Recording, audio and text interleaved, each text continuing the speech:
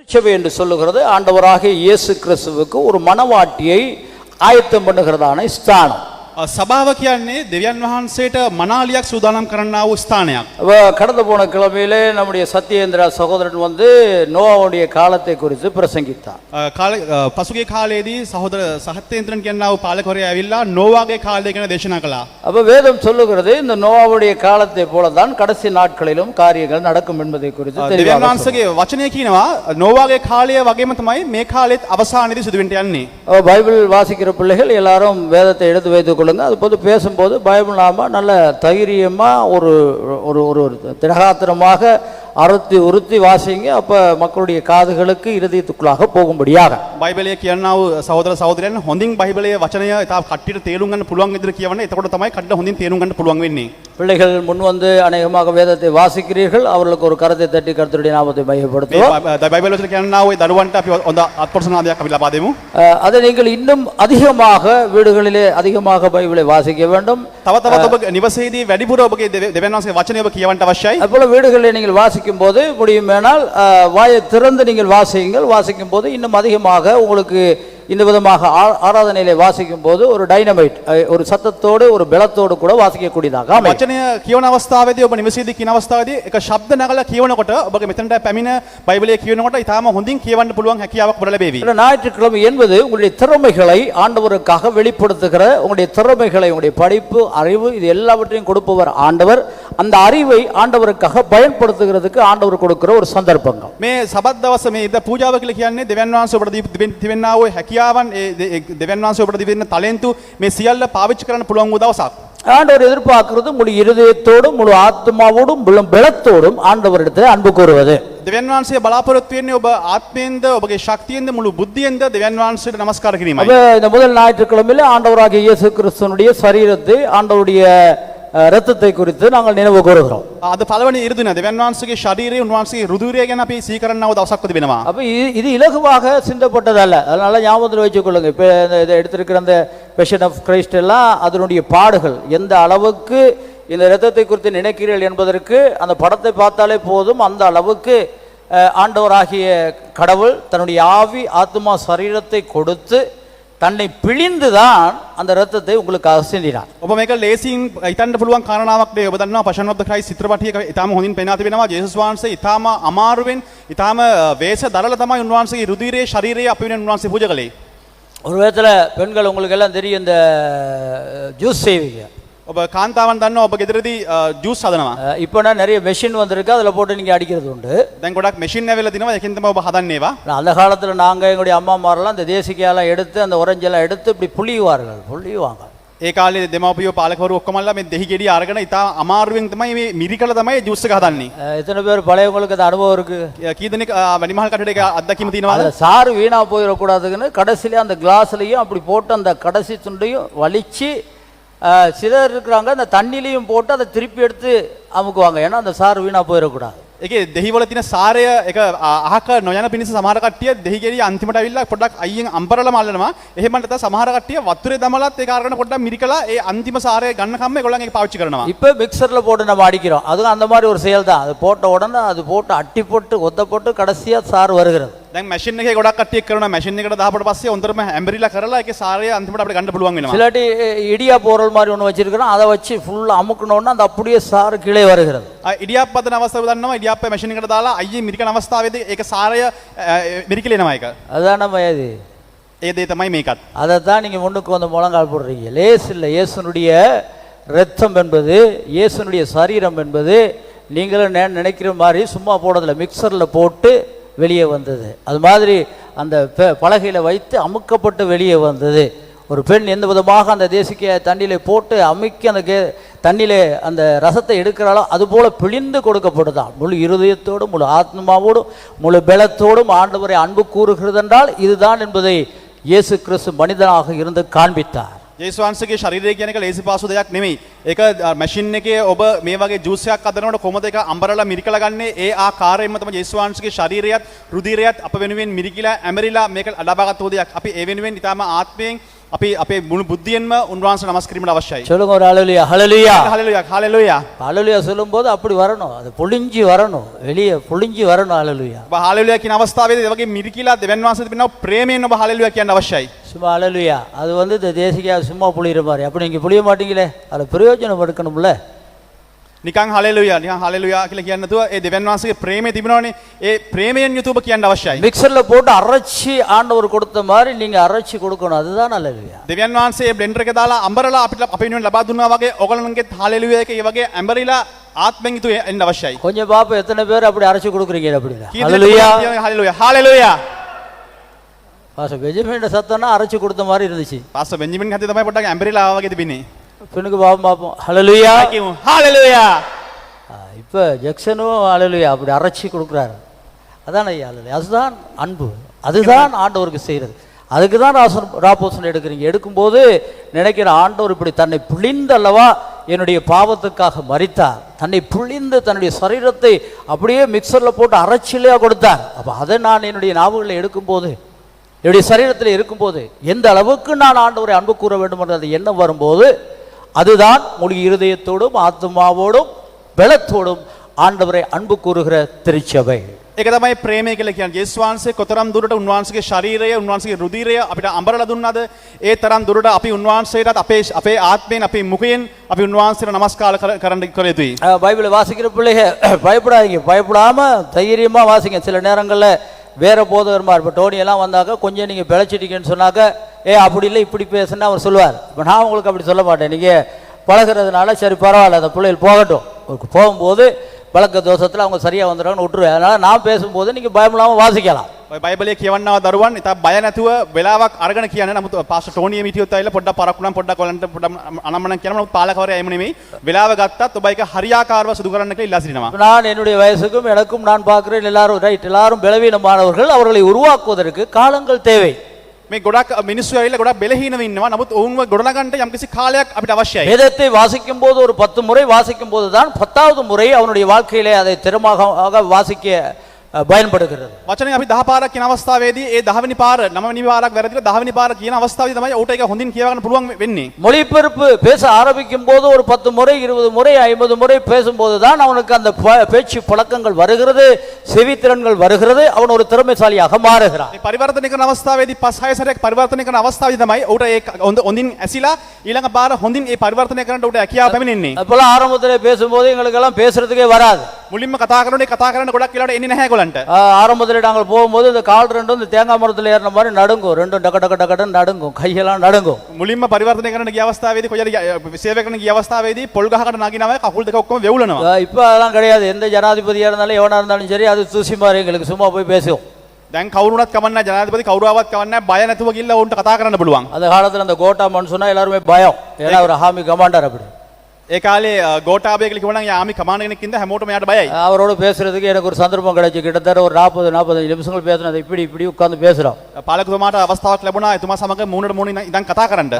அவருக்கு எனக்கு கணக்கு இல்லை, நான் கண்டவாக்கில் பேசுறேன், அவர் அதுக்கு பதில் சொல்றார்.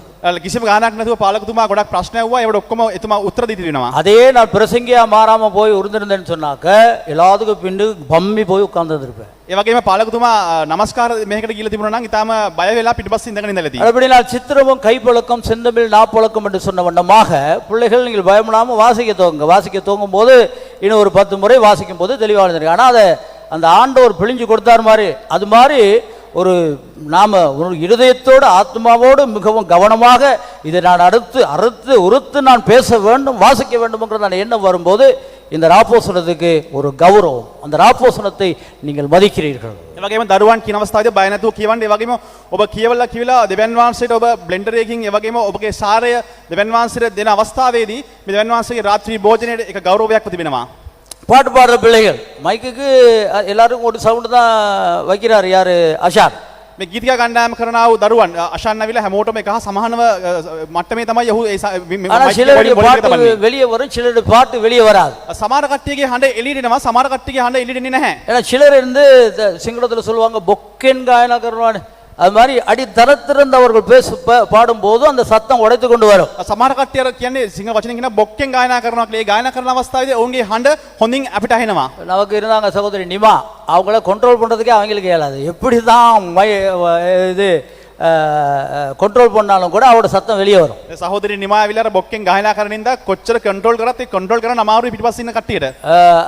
அவருக்காக நீங்க தொடர்ந்து ஜெபிக்கணும். අපි සහෝදරි වෙන අපි යාඥා කරන්න අවශ්‍යයි. கர்த்தர் எதிர்காலத்திலே அவருடைய தொண்டை பரிபூர்ண சுகப்படுத்தி பழையபடி ஆண்டவருக்காக தன்னுடைய தாளத்தை பாவிக்க கர்த்தர் கிருபையை கொடுக்க முடியாது. ඒ සහෝදරියගේ තියෙනවා ගුරු අශනීපිය දෙවන් වහන්සේ සුබ කළා. ඒ සහෝදරිය ඉදිරියට අපිට ගායනා කරන්න අවශ්‍යයි කියලා අපි යාඥා කරන්න අවශ්‍යයි. பிள்ளைகள் இந்த ராப்போசன பந்தியிலே நீங்கள் பிரவேசிக்கும் போது இல்லாவிட்டால் இந்த பந்தியை குறித்து நீங்கள் பார்க்கும்போது, சில வேளை ஞானஸ்தானம் எடுக்காத பிள்ளை, சின்ன பிள்ளை இருக்கிறீங்க, அப்படினால் உங்களுக்கு இதை எடுக்க முடியாமல் இருக்கலாம். ஆனால் நீங்கள் இது பார்க்குறீங்க. பார்க்கும்போது ஆண்டவராக இயேசு தன்னை பிழிந்து கொடுத்த ஒரு சம்பவத்தை நாங்கள் பார்க்குறோமே. அப்படின்னா என்னுடைய வாழ்க்கையிலே ஆண்டவரை நமஸ்கரிக்கும் போது, ஆண்டவரை பாடும்போது, ஆண்டவருக்காக ஒரு வாத்தியத்தை வாசிக்கும் போது முழு இருதயத்தோடும் முழு பலத்தோடும் என்னை பிழிந்து அதை சாராக்கி ஆண்டவருக்கு கொடுக்கணும். அதுதான் நமஸ்காரம். ඒකේ තරුණ තරුණියන් මේ රාත්‍රී භෝජනය ඔබ දකිනවා. සමහර දරුවන් ඉන්නවා ඔවුන් බෞතිස්ම ලබලා නැහැ. නමුත් ඔබ මේක දකිනවා දෙවියන් වහන්සේ ඔහුගේ සාරය කියන්නේ ශරීරය, උන්වහන්සේගේ රුධිරය ඒ අඹරලා ඊටම දුක්මාසයෙන් අපිට දුන්න අවස්ථාවක්.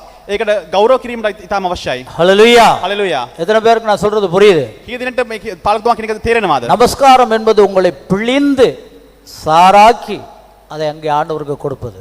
නමස්කාරය කියන්නේ ඇවිල්ලා ඔබ ඇඹරිලා ඔබ දෙවන් වහන්සේ වෙනුවෙන් වැය වෙලා දෙවන් වහන්සේට ලබා දීම තමයි. அப்படினால் அதை நீங்கள் எப்பொழுதும் செய்ய மறவாதிருங்கள். ඒක නිසා මේ කාරණය ඔබ කවදාවත් කරන්න අමතක කරන්න එපා. நமஸ்காரம் தான் உங்களுடைய வாழ்க்கையிலே ஆண்டவரிடத்திலே உங்களை கிட்டி சேர்க்கிறது. නමස්කාරය තමයි දෙවියන් වහන්සේටයි ඔබගේ සම්මතතාවය වැඩි දිනු කරන්නේ. நமஸ்காரம் தான் கர்த்தராகிய இயேசுவின் தேவ தூதர்களையும் நம்ம மத்தியிலே கொண்டு வருகிறது. නමස්කාරය තමයි යේසුස් වහන්සේවත් දෙව දූතයන්වත් අප මැදට ගෙනෙන්න උදව් කරන්නේ. முழுமையான இருதயத்திலே நீங்கள் நமஸ்காரம் முடிந்து போகும்போது உங்களுடைய வியாதிகள் மாறுகிறது, உங்களுடைய சரீரத்தில் இருக்கிறதான நோய்கள் நீங்குகிறது, பிரச்சனைகள், பிள்ளி சூனியங்கள், பிசாசுடைய கட்டுக்கள் இயற்கையாக உடைகிறது. ஒருத்தன் உங்களுக்காக செபிக்கணுங்கிற அவசியமே கிடையாது. ඔබ මුළු හදවතින්ම නමස්කාරයක් කළා අවසන් කරන අවස්ථාවේදී ඔබට තිබෙනා වූ ලෙඩ රෝග සුල්ලි පීනියම් මේ හැම දෙයක්ම ඔබගෙන් ඉවත් වෙනවා. තව කෙනෙක් ඔබ වෙනුවෙන් යාඥා කරන කිසිම අවශ්‍යතාවයක් එන්නේ නැහැ. வேதம் சொல்லுது நமஸ்காரம் பண்ணும்போது பரிசுத்த ஆவியானவர் வருகிறார். බයිබලයේ වචනය කියනවා ඔබ නමස්කාර කරන අවස්ථාවේදී සුද්ධාත්මයන් වහන්සේ ඔබ ළඟට එනවා. பரிசுத்த ஆவியானவர் உனக்குள்ளாக வரும்போது உன்னிடத்தில் இருக்கிறதான சகல கட்டுக்களை உடைத்து உன்னை மிகவும் விடுதலையாக்கி ஒரு பலமுள்ளவனாக பலசாலியாக மாற்றுகிறார். සුද්ධාත්මයන් වහන්සේ ඔබ තුළ එන්න අවස්ථාවේදී ඔබ තුළ තිබෙනා වූ සියලු යක්ෂයා විසින් ගෙන්නා වූ සියලු බැඳීම් කඩලා ඔබව දෙවියන් වහන්සේ ආශිර්වාදමත් කරන්නට යනවා. இந்த வார்த்தையிலே நாங்கள் வாசிப்போம். நோவாவை குறித்த வசனம் கடந்து போன கிழமை நோவாவை குறித்து நாங்கள் பேசியபடினால் அந்த வார்த்தையினுடைய காரியங்களை வாசித்து தொடர்ந்து கடந்து செல்வோம். අපි ගිය සතියේ නෝවා ගැන අපි කතා කරපු නිසා ඒ වචනේ තුලින් අපි ගමන් කරන්නට යනවා. இயேசு சொல்லுகிறார் கடைசி காலம் வரும்போது இந்த நோவாவுடைய காலத்திலே வாழ்ந்த மக்களை போலதான் உலகத்திலே மக்கள் வாழ்வார்கள். லூக்கா 17ஆம் அதிகாரம் 26 36 வரை. ලූක් 26 වෙනි පදේ ලූක් 17 පරිච්ඡේදය. ලූක් 17 වෙනි පරිච්ඡේදයේ 26 වෙනි පදේ අපි කියවන්නට යනවා. 26 ඉඳලා 36 දක්වා. ලූක් සුභාරාංශය 17 පරිච්ඡේදයේ 26 ඉඳලා 36 දක්වා. லூக்கா 17ஆம் அதிகாரம் 26 36 வரை. இது நடக்க போற சம்பவங்கள். இதை கவனமாக செய்வீர்கள். මේක වෙන්නව කාරණාවන් හොඳින් අසා ගන්න. வாசிக்கிற பிள்ளைகள் வாசி. නෝවාගේ දවස්වලදී ඌවක් මෙන්ම මනුෂ්‍ය පුත්‍රයාගේ දවස්වලදීත් වන්නේය.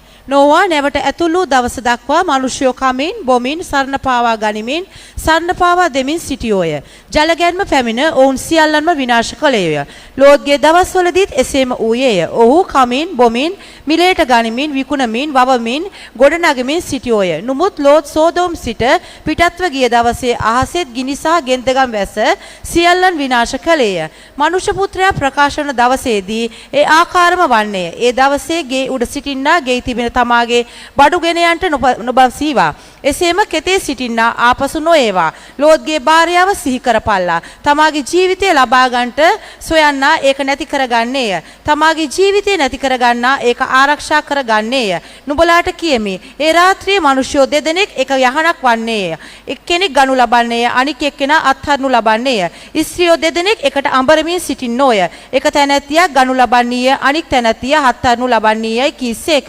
එවිට ඔහු උත්තර දෙමින් ස්වාමිනී කොතැනීදී උන්වහන්සේට කීවෝය. උන්වහන්සේ උන්ට කියනසේක් යම් තැනක මලකඩ ඇද්ද එතනට ගිජුලුනියොත් රැස්වන්නෝයයි කීසේක. நோவாவின் நாட்களில் நடந்தது போல மனுஷகுமாரனுடைய நாட்களிலும் நடக்கும். நோவா பேழைக்குள் பிரவேசித்த நாள் வரைக்கும் ஜனங்கள் புசித்து குடித்தார்கள், பெண் கொண்டு கொடுத்தார்கள். ஜலப்பிரளயம் வந்து எல்லாரையும் அழித்து போட்டது. லோத்தினுடைய நாட்களில் நடந்தது போலவும் நடக்கும். ஜனங்கள் புசித்து குடித்தார்கள், கொண்டார்கள், விற்றார்கள், நட்டார்கள், கட்டினார்கள். லோத்து சோதோமை விட்டு புறப்பட்ட நாளிலே வானத்தில் இருந்து அக்கினியும் கந்தகமும் வருஷித்து எல்லோரையும் அழித்து போட்டது. மனுஷகுமாரன் வெளிப்படும் நாளிலும் அப்படியே நடக்கும். அந்த நாளிலே வீட்டின் மேலிருப்பின் வீட்டிலுள்ள தன் பண்டங்களை எடுத்துக்கொண்டு போக இறங்காமல் இருக்க கடவன். அப்படியே வயலில் இருக்கிறவன் பின்னிட்டு திரும்பாமலும் இருக்க கடவன். லோத்தின் மனைவியை நினைத்து கொள்ளுங்கள். தன் ஜீவனை ரட்சிக்க வகை தேடுகிறவன் அதை இழந்து போவான், இழந்து போகிறவன் அதை உயிர்ப்பித்துக் கொள்வான். அந்த ராத்திரியிலே ஒரே படுக்கையில் படுத்திருக்கிற 2 பேரில் ஒருவன் ஏற்றுக்கொள்ளப்படுவான், மற்றவன் கைவிடப்படுவான். திரிகை திரிக்கிற 2 ஸ்திரிகளில் ஒருத்தி ஏற்றுக்கொள்ளப்படுவாள், மற்றவள் கைவிடப்படுவாள். வயலில் இருக்கிற 2 பேரில் ஒருவன் ஏற்றுக்கொள்ளப்படுவான், மற்றவன் கைவிடப்படுவான் என்று உங்களுக்கு சொல்லுகிறேன் என்றார். இந்த இடத்துல மிகவும் தெளிவாக ஆண்டவர் இந்த வருகையை குறித்து பேசுகிறார். මේ ස්ථානයේ ඉතා පැහැදිලිව ජේසුස් වහන්සේගේ දෙවන ඊම ගැන කතා කරනවා. அப்ப இது இயேசு சீசர்கள் பேசிய வார்த்தை அல்ல, இயேசு பேசிய தெளிவான வார்த்தை. මේක ගෝලියෝ කතා කරපු වචන නෙමෙයි, ජේසුස් වහන්සේ පැහැදිලිව කතා කළා වූ වචන. அப்ப திருச்சபையினுடைய பிரதானமான நோக்கமானது இயேசு கிறிஸ்து வருகிறார், அவருக்கு நாங்கள் ஒரு மணவாளியை ஆயத்தப்படுத்த வேண்டும், நான் ஆயத்தப்பட வேண்டும், என்னுடைய குடும்பம் ஆயத்தப்படுத்தப்பட வேண்டும். ஆண்டவர் வரும்போது நாங்கள் குடும்பமாக ஆண்டவருடைய ராஜ்யத்துக்கு செல்ல வேண்டும். දේවස්ථානයේ ප්‍රධාන අරමුණ තමයි දෙවියන් වහන්සේගේ දෙවන ඊමේ අවස්ථාවේදී දෙවියන් වහන්සේට මනමාලයක් සූදානම් කිරීමට අවශ්‍යයි. මම ලෑස්ති වෙන්න ඕනේ, මගේ පවුල මේ සීල දෙනාම එකතු වෙලා දෙවියන් වහන්සේ ගාවට යෑම තමයි අපේ ප්‍රධාන අරමුණ වෙන්නේ. அதற்கிடையிலே உங்களுக்கு தேவைகளை ஆண்டவர் சந்திக்கிறார், உங்களுடைய வியாதிகளை போக்குகிறார், பில்லி சூனியங்களை உடைக்கிறார். அதெல்லாம் ஆண்டவர் இலவசமாக செகண்டரி 2வது பகுதியாக செய்கிறது. அதெல்லாம் ஆண்டவருக்கு அவசியம் இல்லை, அதெல்லாம் 2வது. நீங்கள் சுகமானாலும் கூட ஒரு நாள் சாகத்தான் போறீங்க, சுகமானாலும் திரும்ப நோயாகத்தான் போறீங்க, அதெல்லாம் செகண்ட் 2வது. ஆண்டவருடைய பிரதான நோக்கம் நீங்க பரலோகம் போகணும், உங்களுடைய ஆத்மா ரட்சிக்கப்படணும். ඒ අතරතුර වෙන්නා වූ දෙයක් තමයි ඔබට සුව කිරීම දෙන්න පුළුවන් යම්කිසි යක්ෂයාගෙන් බලපෑම් වලින් ඔබ නිදහස් කරන්න පුළුවන්. මේ ඔක්කොම දෙවනි කාරණාවන්. දෙවියන් වහන්සේගේ ප්‍රධාන අරමුණ ඒක නෙමෙයි. දෙවියන් වහන්සේ ප්‍රධාන අරමුණ වී තිබෙන්නේ ඔබ පවුල පිටින් දෙවියන් වහන්සේ සමග ස්වර්ගස්ත වීමයි. அதனால தான் ஆண்டவர் இந்த உதாரணத்தை சொல்லுகிறார்.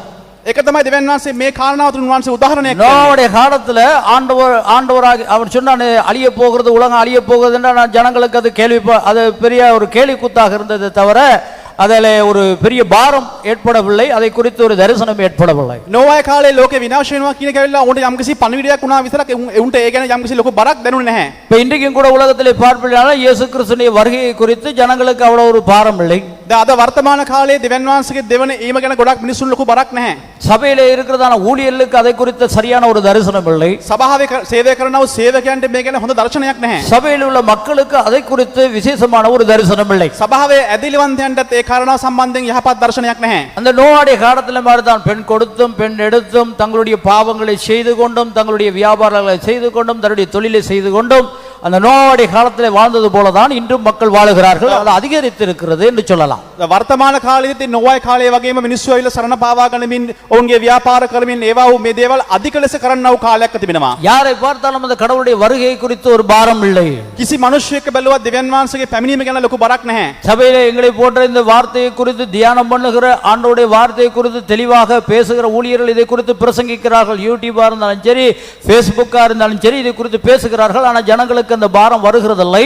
நோவாவுடைய காலத்தை போலவே வாழ்ந்து வருகிறார்கள். ගොඩක් පාලකවරු දෙවියන් වහන්සේගේ වචනය අධ්‍යයනය කරමින් වචනය දේශනා කරමින් YouTube වල සමාජ මාධ්‍ය තුල ගොඩක් දේශනා කරන නමුත් දෙවියන් ගොඩක් මිනිසයන්ට මේ දේවල් ගැන ලොකු බරක් නැහැ. ஆனால் இயேசு என்ன சொன்னார்? නමුත් ජේසුස් වහන්සේ මොකක්ද කිව්වේ නම් என்னுடைய வருகை வரும்போது எப்பொழுது வரும் எப்படி வரும் என்று தெரியாதபடினால் මාගේ දෙවන පැමිණීමේ අවස්ථාවේදී කොහොමද එන්නේ කවද්ද එන්නේ කියලා නොදන්න බැවින් வயலிலே இருக்கிறவன் கொஞ்சம் திரும்பி கூட பார்க்காத, ஏன்னா நீ திரும்பி பார்க்கிற அந்த நிமிஷத்துல ஆண்டவருடைய வருகை வரலாம். කුමර ඉන්නා වූ අය හැරිලවත් බලන අවස්ථාවක් නැති විදියට උන්වහන්සේගේ පැමිණීමෙන්ට යනවා. 2 பேர் நீங்க இருந்து கொண்டிருக்கும் போது, ஒரு ஆட்டுக்களை ஆட்டி கொண்டிருக்கும் போது யாராவது ஒரு இஸ்ரே கொஞ்சம் அந்த விசுவாசம் இல்லாமல் இருப்பாளேயானால் அவள் அந்த இடத்துல கைவிடப்படுவாள். දැන් ස්ත්‍රීන් දෙදෙනෙක් කතා කරනව ඉන්න අවස්ථාවේදී එක ස්ත්‍රියක්ට පොඩි සුළු මැදහිල්ලක්වත් පොඩ්ඩක්වත් තිබුණ නැත්නම් ඒ ස්ත්‍රිය ගන්න යන්නේ නැහැ. ரெண்டு பேர் வேலை செய்து கொண்டிருக்கும் போது யாராவது ஒருவன் எடுத்துக்கொள்ளப்படுவான், ஒருவன் கைவிடப்படுவான். දෙන්නෙක් වැඩ කරමින් සිටින අවස්ථාවේදී එක්කෙනෙක්ව සොයා ගන්න යනවා, එක්කෙනෙක්ව අත්අඩංගුවට ලබන්න යනවා. சபைங்கிற ரீதியிலே இந்த நேரத்தில் இயேசு கிறிஸ்து வருவாரையானால் ஆண்டவருடைய சத்தியத்தை கேட்டு ஆண்டவருடைய சத்தியத்தை வாழுகிறவர்கள் எடுத்துக்கொள்ளப்படுவார்கள்.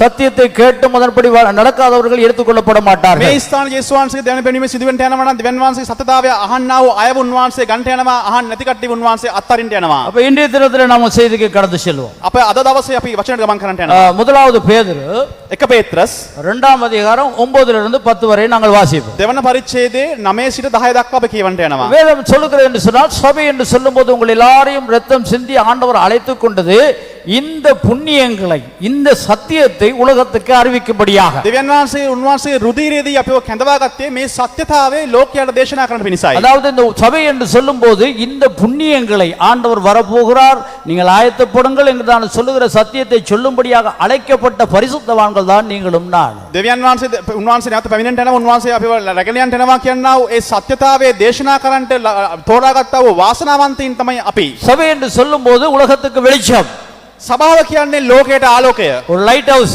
ඒක ආලෝකයේ මාලිගාවක්. ஒரு கப்பல் வருவதற்கு அந்த லைட் ஹவுஸ் ஆனது வெளிச்சத்தை காண்பிக்கிறது. ඒ ලයිට් හවුස් එක, ඒ කියන්නේ නැවක් වෙන අවස්ථාවේදී ඒ ලයිට් හවුස් එක තමයි ආලෝකයෙන් මාර්ගය පෙන්වන්නට යන්නේ. அப்போ ஒரு கப்பல் வந்து கொண்டிருக்கும் போது அந்த லைட் ஹவுஸை பார்த்து தான் இலங்கையுடைய துறைமுகத்தை வந்து அடைகிறது.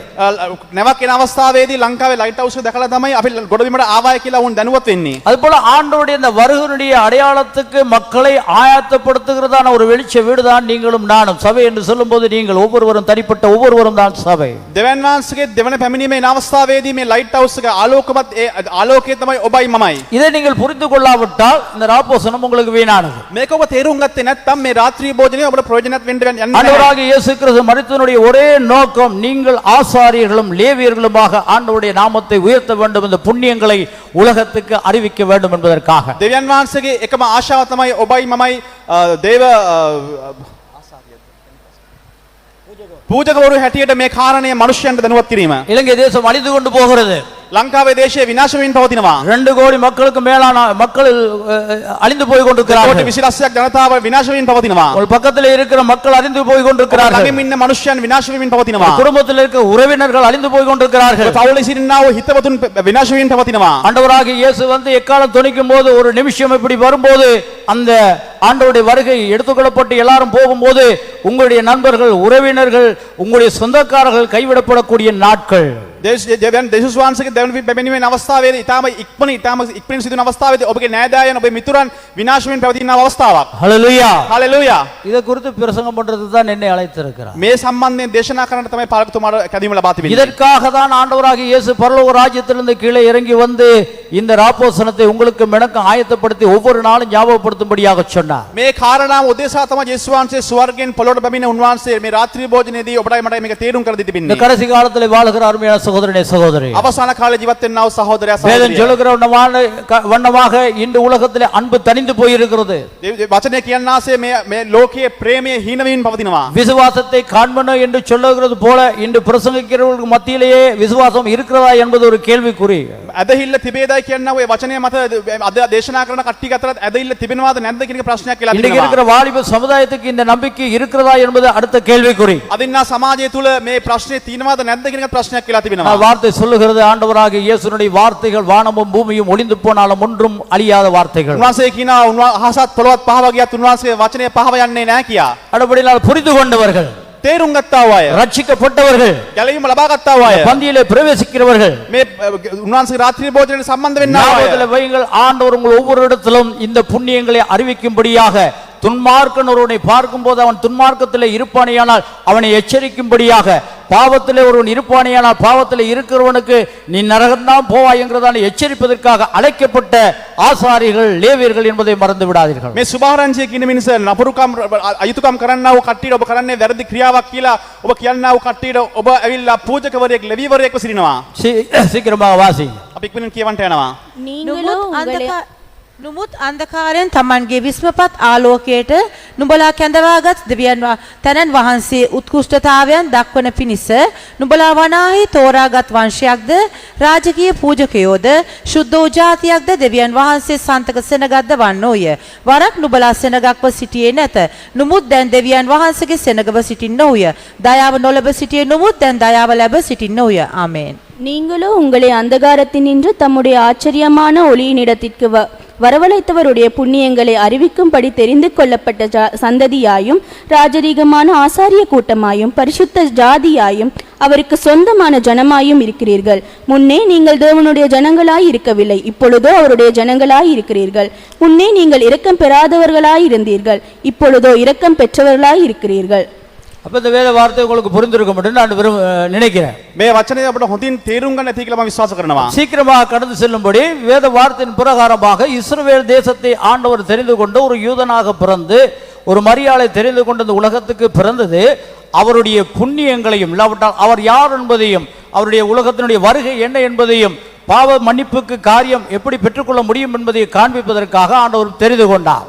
යේසුස් වහන්සේ ඊශ්‍රායලයේ ජුදෙව්වෙක් ලෙස ඉපදිලා උන්වහන්සේ පැමිණියේ අද මේ පොළවේ ඉන්න ඔබට මේක වැරදි මේක සුභාරංචිය මොකක්ද කියලා කියන පිණිස තමයි උන්වහන්සේ පැමිණියේ. அப்ப இஸ்ரவேல் தேசம் என்று சொல்லும்போது உலகத்துக்கு கடவுளாகிய ஆண்டவரை காண்பிக்கிற ஒரு கடிகாரம். මේ ඊශ්‍රායල් දේශය කියලා කියන්නේ ඇවිල්ලා ලෝකයට පාපය පෙන්වන්නා වූ එක දෙයක්ම තිබෙනවා. ஆனால் ஆதியிலிருந்து பார்க்கிறோம் இந்த இஸ்ரவேல் ஜனங்கள் அவர்கள் அதை காண்பிப்பதிலே மறந்து விடுகிறார்கள். சில நேரங்களிலே கடவுளை காண்பிக்கிறார்கள், சில நேரங்களிலே கடவுளை காண்பிப்பதில்லை. දකින්න මේ ඊශ්‍රායල් ජනතාව සමහර අවස්ථාවල දෙවියන් වහන්සේ පෙන්눔 කරනවා, සමහර අවස්ථාවල උන්වහන්සේ පෙන්눔 කරන නොකරන වූ තත්ත්වයක් දකින්න சில ලැබෙනවා. நேரங்களிலே ஆண்டவருக்காக வாழ்ந்தார்கள், சில நேரங்களிலே ஆண்டவருக்காக வாழ்வதில்லை. සමහර අවස්ථාවක ඊශ්‍රායල් ජනතාව දෙවියන් වහන්සේ වෙනුවෙන් ජීවත් වුණා, සමහර අවස්ථාවල උන්වහන්සේ වෙනුවෙන් ජීවත් වුණේ නැහැ. பழைய ஏற்பாட்டு காலங்களிலே நாங்கள் பார்க்கும்போது தேவன் திரும்பவுமாக தீர்க்க தரிசனங்களை கொண்டு அவர்களை எச்சரித்து புத்தி சொல்லுகிறார். உங்களை நான் தெரிந்து கொண்டது என்னுடைய நாமத்தினாலே என்னை காண்பிக்கும்படியாக ஆனபடினால் மனம் திரும்புங்கள் என்று திரும்ப திரும்ப பேசுகிறார். පරණ කිවිසුම අප දකින්න පුළුවන් අනාගත වතුන් හරහා දෙවියන් වහන්සේ කතා කළා ඔබ දෙවියන් වහන්සේ පිළිගන්නේ නැහැ නැවත නැවත වාරයක් ඔවුන්ට දෙවියන් වහන්සේ පෙන්눔 කරනවා ඔබ හැරි එන්න කියා. அப்ப ரட்சிக்கப்பட்டவர்களாகிய நாங்கள் இந்த இஸ்ரவேலுக்கு சொந்தமுள்ளவர்களாய் இருக்கிறபடியினால் අපි ගැලවීම ලබලා අපිට ආත්මික ඊශ්‍රායල් වරුන් ලෙස ජීවත් වෙන නිසා நாங்களும் இஸ்ரவேல் ஜனத்தை போல இந்த உலகத்துக்கு ஆண்டவரை காண்பிக்க புண்ணியங்களை அறிவிக்க தெரிந்து கொள்ளப்பட்ட ஜாதிகளாய் இருக்கிறபடியினால் ඊශ්‍රායල් වරු ලෙස වගේ අපි මේ ලෝකයට උන්වහන්සේගේ ඒ සුභාරංචිය කියනව ඉන්නව සිටිනව ජනතාවක් නිසා இந்த இஸ்ரவேல் ஜனங்களுக்கு சொன்னதை நாம் மிகவும் கவனமாக செவி கொடுக்க வேண்டும். මේ ඊශ්‍රායල් ජනතාවට දෙවියන් වහන්සේ කිව්වා වූ දේ අපි හොඳින් තේරුම් ගැනීමට අවශ්‍යයි. எசேக்கியேல் புத்தகத்திலே நாங்கள் எடுத்து திரும்புவோம். අපි එසකියල් පොත අපි බලුවා නම් இந்த எசேக்கியேல் தீர்க்கதரிசி மிகவும் தெளிவாக தரிசனங்களை பேசுகிறார். அந்த எசேக்கியேல்ல தான் நீங்க பார்க்கலாம் பரலோக ராஜ்யத்திலே அந்த தேவதூதர்கள் எப்படியாக பிசாசாக மாறினார்கள் என்பதை குறித்தும் எசேக்கியேல் தீர்க்கதரிசி தான் விளங்கப்படுத்துகிறார். මේ එසේකියල් අනාගත වාර්තාවල ඊටම පැහැදිලිව ස්වර්ග රාජ්‍යයේදී දූතයන් කොහොමද යක්ෂ දූතයන් ලෙස වෙනස් වුනේ කියනවා ඒ දේවල් ඊටම යහපත් ලෙස පැහැදිලි කරනවා. மிக தெளிவாக தரிசனத்திலே கடவுளை பற்றியும் பிசாசை பற்றியும் எப்படி இந்த உலகம் உருவானது பல காரியங்களை விளங்கப்படுத்துகிற ஒரு அழகான புத்தகம். ඊටම පැහැදිලි ලෙස ඒකල් දූතයන් කවුද යක්ෂ දූතයන් කවුද ඒ වගේම ස්වර්ගයේ මොකද්ද සිදුනා කියන දේ පැහැදිලිව තේරුම් කළ දුන්නා පොතක් තමයි. அப்ப இந்த புத்தகத்திலே இஸ்ரவேல் ஜனத்தை பற்றி இப்படியாக எசேக்கியேல் சொல்லுகிறார். මේ එසකියල් පොතේ ඊශ්‍රායල් වරු ගැන මෙසේ කියනවා. 33ஆம் அதிகாரம் 31ல இருந்து 33 வரைக்கும் வாசிப்போம். 33 වන පරිච්ඡේදයේ 31 සිට 33 දක්වාද කියන්න යනවා. வாசிப்போம்.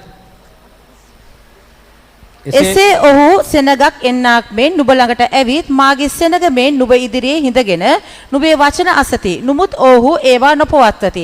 මක් නිසාද තමුන්ගේ කටින් ඔහු බොහෝ ආදරේ පෙන්වති.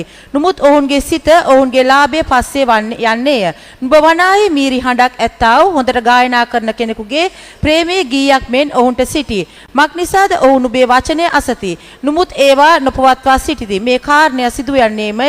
ඒ සිදුවන කල නුමුත් තමුන් අතරේ අනාගත වක්තෘ කෙනෙක් සිටි බව ඔවුන් දැනගන්නවා ඇතැයි කීය. ஜனங்கள் கூடி வருகிற வழக்கத்தின்படி உன்னிடத்தில் வந்து எனக்கு முன்பாக என் ஜனங்கள் போல் உட்கார்ந்து உன் வார்த்தைகளை கேட்கிறார்கள். ஆனாலும் அவர்கள் அவைகளின்படி செய்கிறதில்லை. அவர்கள் தங்கள் வாயினாலே இன்பமாய் பேசுகிறார்கள். அவர்கள் இருதயமோ பொருளாசையை பின்பற்றி போகிறது. இதோ நீ இனிய குரலும் கீத வாத்தியம் வாசிப்பதிலும் சாமர்த்தியமுடையவன் பாடும் இன்பமான பாட்டுக்கு சமாதானமாய் இருக்கிறாய். அவர்கள் உன் வார்த்தைகளை கேட்கிறார்கள், ஆனாலும் அவைகளின்படி செய்யாமற் போகிறார்கள். இதோ அது வருகிறது, அது வருகையில் தங்கள் நடுவிலே ஒரு தீர்க்கதரிசி இருந்தான் என்று அறிந்து கொள்வார்கள் என்றார். அப்ப இந்த எசேக்கியா தீர்க்கதரிசிக்கு ஆண்டவர் விளங்கப்படுத்தி சொல்றார். මේ එසේකියල අනාගත වතුරු දෙවියන් වහන්සේ ඉතා පැහැදිලි කරනවා.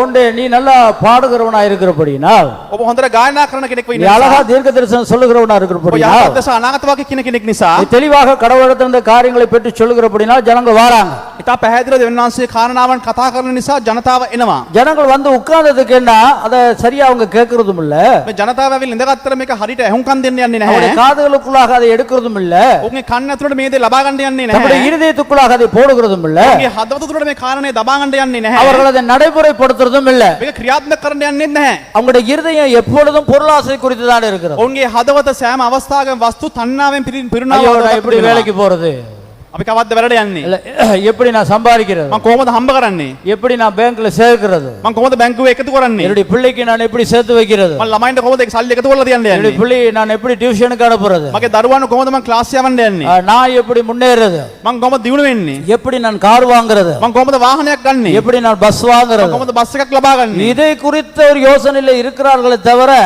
මේ සිතුවිල්ලෙන් උන් ජීවත් වෙනවා මිස அவர்கள் என்னுடைய குறித்தும் என்னை குறித்தும் நான் வருவேன் என்கிறதை குறித்தும் நீ சொல்லுகிற அந்த தீர்க்க தரிசனங்களிலே அந்த அளவுக்கு ஆர்வமுள்ளவர்களா இல்லை என்பதை அவர் விளங்கப்படுத்துகிறார். ඔව් මාගෙනත් මාගේ දෙවන පැමිණීම ගැනත් ඔබ කියන්නව කාරණේ ඔබ අහන්න යන්නේ නැහැ කියලා උට කියනවා. ஹல்லேலூயா. හalleluya. இப்ப என்ன சொல்றாரு விளங்குதா?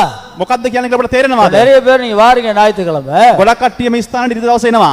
6:30 மணிக்கு வாரீங்க, උදෑසන 6 මාට එනවා. 9:30 மணிக்கு வாரீங்க, 9 මාටත් එනවා. ராபோசனத்துல பங்கு பெற்றீங்க, රාත්‍රී භෝජனம் සම්බන්ධ වෙනවා. எல்லாம் செஞ்சதுக்கு என்ன உங்களுடைய வாழ்க்கை எல்லாம் அந்த பரலோக ராஜ்யத்தை பார்க்கிலும் இந்த பூலோக ராஜ்யத்தை குறித்து எப்படி நாம் வாழ்வதுங்கிறதான கரிசனை 100% இருக்கிறது தவிர தேவனுடைய ராஜ்யத்தை குறித்து 50% இல்லாட்டி 25%, சில பேருக்கு 10% தான் இருக்கிறது. ඔබ මේ රාත්‍රී භෝජනයට සම්බන්ධ වුණත් ඔබ ස්වර්ග රාජ්‍ය කරනව සම්බන්ධව කල්පනා කරන දේවල් තුලින් වෙන්න වේවා, ඔබ ලෝකයේ තුලින් කල්පනා කරන දේවල් තුලින් වෙන්න වේවා, ඔබ ස්වර්ග රාජ්‍ය තුලින් කල්පනා කරන දේවල් 10%ක් පමණ දෙයක් තමයි කල්පනා කරන්නේ. அதனால தான் ஆண்டவருடைய வேதம் சொல்லுகிறது, ஆதியிலிருந்து அன்பை நீ விட்டு விட்டாய் என்ற குறை எனக்கு இருக்கிறது. ඒක තමයි දෙවියන්වහන්සේගේ වචනය කියනවා, ඔබ ආත්මයෙන් මාට ගැන සී කල්පනා කිරීම ඔබ නැති කරා කියලා කියනවා. ಪಟಾಂಗನಿ ಮೆತ್ತಿಪು ನಾವು ಪ್ರೇಮೆ ಹೀನ ಉಣಾಕಿನದೆ மட கனசல்வா தீரா பலவனி சபா முதல் சபையில் என்ன நடந்தது? முழுவதுமாக அவர்களுக்கு பரலோக ராஜ்யத்தை குறித்து சிந்தித்தபடினால் உலகம் அவர்களுக்கு பொருட்டாக தெரியவில்லை. මුල් සභාව මොකක්ද වුනේ? උන්වහන්සේගේ ස්වර්ග රාජ්‍ය ගැන විතරක් උන් සී කල්පනා කරපු නිසා ඔවුන් වැඩි දියුණු වුණා. அவர்களுக்கு இந்த உலகம் பொருட்டாக தெரியவில்லை. லோகேகேன எகுலாண்ட இச்சிர அவதானே கியோமுனேன எகுலாண்ட திபுனே எக்கம கருண ஸ்வர்க ராஜ்யம். அது எப்ப? 2000 வருடங்களுக்கு முன்பதாக, අවුරුදු 2000කට කලින් සිදු වුණා දෙයක් ඒක. இந்த காலை வேளையிலே கர்த்தர் உங்களோடு கூட பேசி அதை எசேக்கியேலுக்கு சொன்ன வண்ணமாக தான் சொல்லுகிறார். ஜனங்கள் வாராங்க, ஜெபம் பண்றாங்க, பைபிள் வாசிக்கிறாங்க, இசையை இசைக்கிறாங்க, ஆனாலும் கூட அவர்கள் அந்த இசை, அந்த காரியங்கள், அந்த சபை கூடுதல் இப்படி பழகினபடினால வாராங்களே தவிர இருதயத்திலே ஆழமாக ஆண்டவருடைய வருகையும் ஆண்டவருக்காக ஆயத்தப்படுவதை குறித்து நினைக்கவில்லை என்று சொல்லுகிறார். ඒ වගේම එසේකල් අනාථවාක්‍යතුමා අරහ කියනවා, ඔවුන් දෙවස්සන පැමිණෙනවා, ඔවුන් ගායනා කරනවා, ඔවුන් ගීතිකා කියනවා, ඔවුන් හැම දෙයක්ම කරනවා, නමුත් මුළු හදවතින්ම ස්වර්ග රාජ්‍ය ගැන ඔවුන් සිල් කල්පනා කරන්නේ නැහැ කියලා කියනවා. யோசிச்சு பாருங்க, எத்தனை பிரசங்கங்களை கேட்கறீங்க, අපි ගොඩක් දේශනාවන් අපි අහනවා, எத்தனை பைபிள் ஸ்டடிக்கு போறீங்க, ගොඩක් බයිබල් අධ්‍යයනයන් වලට අපි යනවා. அதெல்லாம் நடைமுறைப்படுத்துறவங்க எத்தனை பேர் இருக்கிறீங்க? ඒක ක්‍රියාත්මක කරනව කී දෙනෙක් ඉන්නවද? இன்னைக்கு இந்த ஆசிரியர்களை எடுப்போமையானால் நம்மளோடு கூட இந்த சில ஆசிரியர்கள் இருக்கிறாங்க. අපේ සමහර ගුරුවරුන් ඉන්නවා. அவங்களுக்கு வேலை கொடுக்கறது நாங்க தான், சம்பளம் கொடுக்கறது நாங்க தான். අපි රස්සාව ලබා දෙන්නේ අපි තමයි, පඩ ලබා දෙන්නේ අපි තමයි. அப்ப அதுல கூடிய சட்டம் வந்து ஞாயிற்றுக்கிழமை கட்டாயமா ஆராதனைக்கு வரணும். අපේ නීතියක් තමයි අනිවාර්යයෙන්ම ඉරිදා දෙහෙමේට උන් සම්බන්ධ විය යුතුයි. இது தனிப்பட்ட ரீதியில மூப்பர்களும் சொல்றாங்க, ஊழியர்களும் சொல்றாங்க, நாங்களும் சொல்றோம், எல்லாரும் சொல்றோம். මේක පෞද්ගලිකව වැඩිමහල්ලොත් කියනවා, පාලකතුමාත් කියනවා, සේවය කරන හැමෝම කියනවා. அதுல நீங்க எடுத்து பாருங்க பாப்போம், எத்தனை அந்த ஆசிரியர்கள் அதை பின்பற்றாங்க அப்படின்னு. ඔයගොල්ලන් ඔයාලා බැලුවා නම් ඒකේ ගුරුවරුන් කී දෙනෙක් මේක ක්‍රියාත්මක කරනවද කියලා? அந்த எசேக்கியேல் காலம்தான். එසකියල් තුමාගේ කාලේ තමයි. இவன் ஏதோ சொல்றான், அதுக்காக வேண்டி நாங்க கேட்கிறோம், ஆனா நாங்க கீழ்ப்படிய மாட்டோம். මොකද්ද එකක් කියනවා අපි අහනවා, නමුත් අපි ක්‍රියාත්මක කරන්නේ නැහැ. ஹல்லேலூயா. ஹalleluya. வேதம் அதான் சொல்லுகிறது, தீர்க்கதரிசி தெளிவாக பேசுகிறார். நீங்க வாரீங்க, உட்காருங்க, கேட்கறீங்க, ஆனா உங்களுடைய வாழ்க்கையிலே நடைமுறையிலே கிறிஸ்துவுக்காக வாழுகிற வாழ்க்கை இல்லை. ඒ අනාගත වාක්‍ය හරියටම කියනවා, ඔබ එනම මෙතන ඉඳගෙන ඉන්නවා, නමුත් හැමදේම කරනවා, නමුත් දෙවියන් වහන්සේ වෙනුවෙන් ජීවත් වීමේ ජීවිතය ඔබ තුල නැහැ. பக்கத்துல உள்ளவனை பார்த்து கேளுங்க பாப்போம். ළඟින් එක්කෙනා බලලා කතා කරන්න බලමු. தம்பி கடவுளுக்காக வாழ்ற வாழ்க்கை உனக்கு இருக்குதா கேளுங்க கொஞ்சம் ඔබ கேளுங்க අහන්න ළඟින් එක්කෙනාගෙන් අහන්න මල්ලි දෙවියන් වහන්සේ වෙන ජීවත් වෙනව ජීවිතයක් ඔබ තුළ තිබෙනවද? ஜெக்சன் பரலோக ராஜ்யத்தை குறித்து உனக்கு தரிசனம் இருக்கிறதா இருக்கா அதுதான் வாழ்க்கைங்கிறது தெரியுமா உன் தொழிலை பார்க்கலாம் உன் பிள்ளைகளை பார்க்கலாம் எல்லாத்தையும் பார்க்கலாம் அதான் முக்கியம்னு தெரியுதா උඩදන්න ස්වර්ග රාජ්‍යය තමයි උතුම් ඔබගේ රැකියාවට වඩා ඔබගේ භාර්යාවට වඩා හැම දෙයකට වඩා ස්වර්ග රාජ්‍යය ඒ මතේ ඔබ එතකොට ආවොත් එතනයි තියෙන ගැලවීම அதுதான் ரட்சிப்பு ඒක තමයි ගැලවීම. சொல்லுங்க பாப்பா அதான் ரட்சிப்பு பக்கத்துல කියන්න බලමු ඒක තමයි ගැලවීම. கையை பிடிச்சு சொல்லுங்க අතල්ලලා කියන්න ළඟින් இவர் එක්කෙනාගෙන්. சொல்றாரு இவருக்கு விளங்கிருச்சு அப்படின்ட்டு விளங்கிருச்சுன்னு சொல்றாரு තේරුණායි කියලා මම කිව්වා. அப்படினாலும் அவருக்கு ஒரு கை கொடுக்குறாரு ரைட் கர்த்தருடைய ஆசீர்வதிப்பா දෙවියන් වහන්සේ උට ආශිර්වාද කරයි கர்த்தருடைய ஆசீர்வதிப்பா நீ ரட்சிக்கப்பட்டிருக்கிறாய் ගැලීම ලබලා තිනවා. நீ சரியான மார்க்கத்திலே போகிறாய் ඔබ හරියාන මාර්ගයෙන් ගමන් කරනවාද? உன்னுடைய வாழ்க்கையில சத்தியத்தை தெரிந்து கொண்டிருக்கிறாய் ඔබගේ ජීවිතයේ සත්‍යතාවය ඔබ හොයාගෙන තිබෙනවාද? சத்தியம் உன்னை விடுதலையாக்கும் සත්‍යයෙන් ඔබව නිදහස් කරන්න යනවා. பிரியமானவர்களே இந்த அருமையான காலவெளியில சிந்தியுங்கள் இந்த எசேக்கியேல் காலத்துல இருந்த அதே ஜனக்கூட்டம் தான் இன்று இருக்கிறது මේ උදාසන කාලේ ඔබ කල්පනා කරන එසකේල් තුමාගේ කාලේ තිබෙනා වූ ඒ කණ්ඩායමක් තමයි අදටත් තින් ජීවත් වෙන්නේ. அதற்கு ஏற்றவாறு பல விதத்திலே பிசாசானவன் பிரசங்கிமார்களை உருவாக்கி இருக்கிறார் ඒකට හරියාන ලෙස මේ යක්ෂයා විසින් සමහර බොරු අනාගතවත්තුන් බී කර තිබෙනවා. நிறைய ஊழியக்காரர்களை உருவாக்கி இருக்கிறார் ගොඩාක් සේවකයන් බී කර තිබෙනවා. அவர்கள் சொல்லுகிறது என்ன ඔවුන් කියන්නේ කුමක්ද? உலகத்திலே நீ ஐஸ்வர்யனா மாறு මේ ලෝකයේ ඔබ පොසතෙක් විදිහට වෙනස් වෙන්න.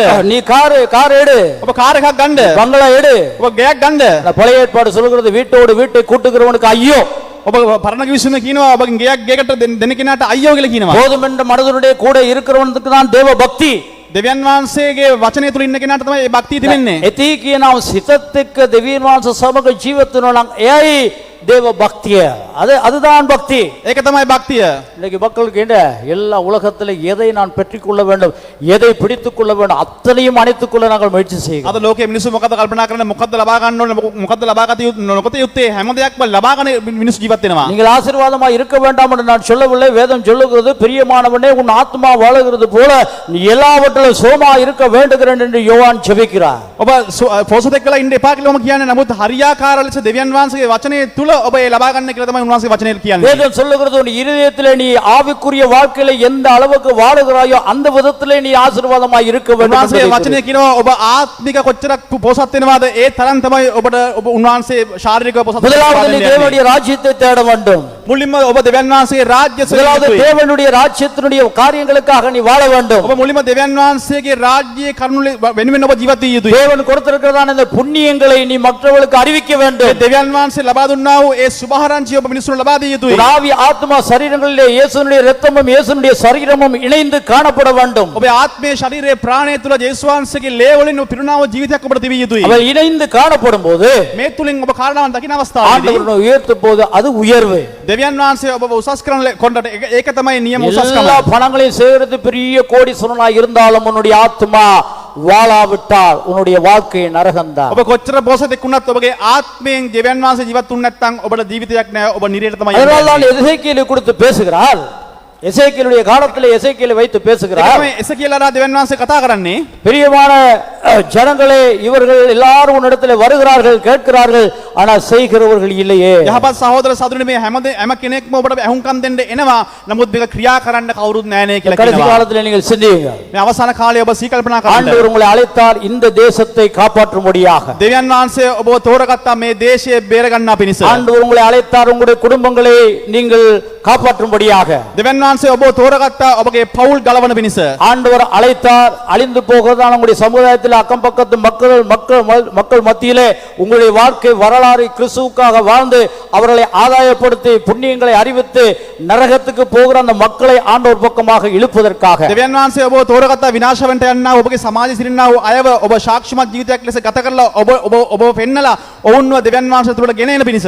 எத்தனை பேர் அதற்காக நாங்கள் வாழ்கிறோம்? කී දෙනෙක් මේ වෙනුවෙන් ඔබ ක්‍රියාත්මක වෙනවද? எசேக்கியேல் 33 அதிகாரம் 1 to 20 வரைக்கும் வாசிப்போம். அதுல நீங்க செய்ய வேண்டிய காரியங்களை குறித்து அதாவது புண்ணியங்களை அறிவிக்கும் போது இந்த உலகத்திலே நீங்க என்ன செய்யணும் அப்படிங்கிறது குறித்து தெளிவாக எசேக்கியேல் எழுதுகிறார். එසකියල් 33 තුන්වෙනි පදය අපි කියවන්න යනවා. ඒ තුලින් එසකියල් තුමා මොකක්ද කියන්නේ කියලා බලන්න පුළුවන්. 33 එකේ ඉඳලා 20 දක්වා එසේකියල් ඔබ කොහොමද එසෙරෙන්න ඕනේ? කොහොමද මිනිසුන්ට කතා කරන්න ඕනේ කියනද පැහැදිලி කරනවා. எப்படி நீங்க பேசணும், யாருக்கு என்னத்தை பேசணும், ஒரு துன்மார்க்கனை பார்த்து நீங்க எப்படி பேசணும், ஒரு நீதிமான் என்ன செய்யணுங்கிறது குறித்து தெளிவாக பேசுகிறார்.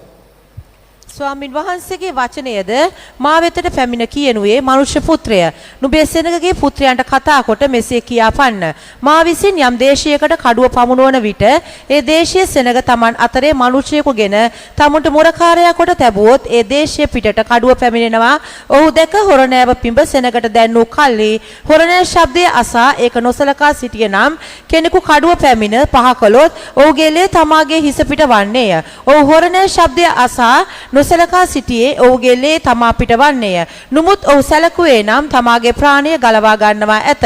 නමුත් මුරකාරයා කඩුව පැමිණෙනවා දැක සෙනගට දන්වන ලෙස හොරණෑව නොපිඹ සිටියොත් කඩුව පැමිණ ඔහුගේ යමෙකු පහර කන්ට යෙදුනොත් ඔහු තමාගේ අයුතුකම නිසා පහ කරනු ලැබේ.